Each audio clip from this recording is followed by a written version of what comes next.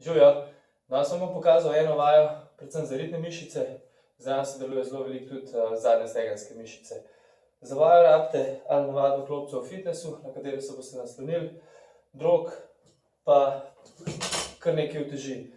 Ženske načeloma pri meni delajo to vajo z 20-25 kg in več, moški grejo tudi do 50, 60, 100 kg ali več.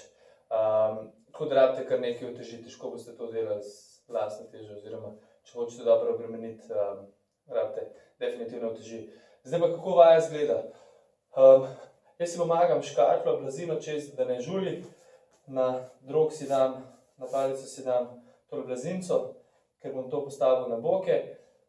Lopatice postavim zgoraj, zato da lahko v bistvu naredim gib z medenico navzgor. Zadeva izgleda tako. Lopatice so zgoraj, držim palico, da mi ne pade, potem pa gremo od tega položaja do ravnega oziroma nevtralnega trupa. Tukaj so zelo aktivne ritne mišice, zraven pomagajo tudi zadnje stegenske mišice, odvisno je od gibljivosti, koliko boste šli gor. Nekdo, ki je v zadnjih stegenskih manj gibljiv, bo dosegel manj višine, nekdo, ki je bolj, bo šel više. Ne pa iti čisto do tal. Se pravi, tukaj, kjer imate še aktiven trebuh, je najnižji položaj, hrbtenica ni toliko raztegnjena in greste samo navzgor. To. Stiskate ritne mišice. Ok, to je to. Čau!